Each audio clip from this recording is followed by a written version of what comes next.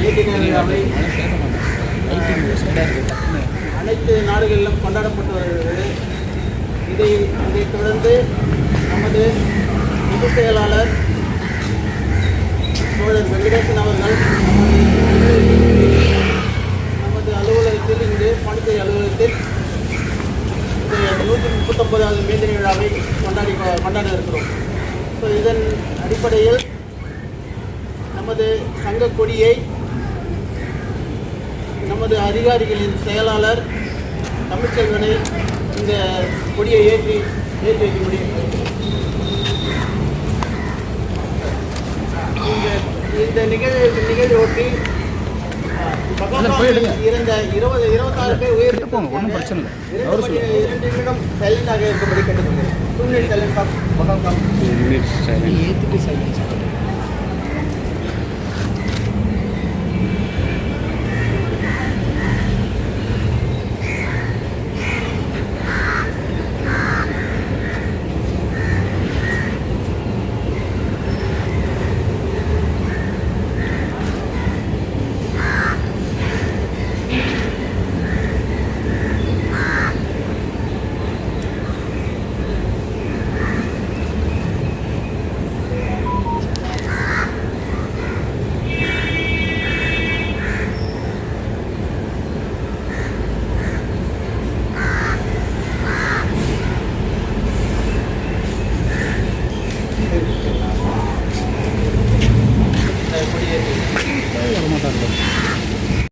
புதுச்சேரியில் புதுவை வருமான வரித்துறை அலுவலகத்தில் 139ஆம் ஆண்டு மே தின விழா கொண்டாடப்பட்டது. ஒரு சிறப்பு பார்வை.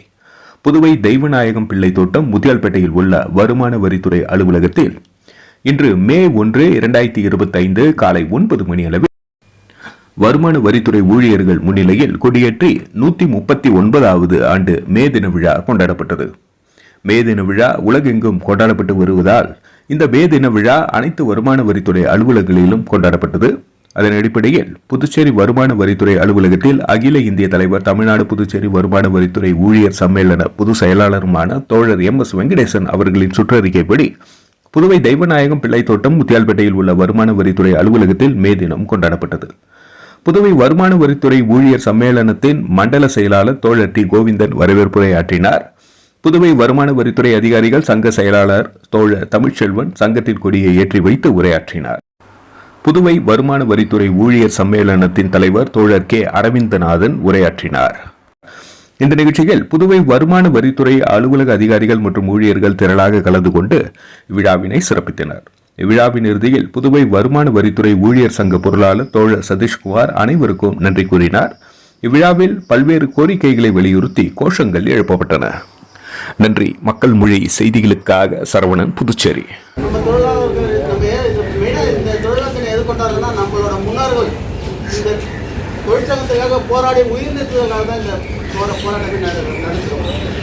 இப்போ சிகாகோவில் வந்துட்டு நடந்த பெரிய போராட்டம் வந்துட்டு அது புரட்சிகரமாக வெடிச்சதுனால தான் வந்துட்டு அதில் நிறைய பேர் உயிர் நிறுத்ததுனால வந்துட்டு இந்த மே 1ஆம் தேதி வந்துட்டு தொழிலாளர் சர்வதேச தொழிலாளர் தினம் நமக்கு அறிவித்து அதை தான் நம்ம கொண்டாடிட்டு இருக்கோம்.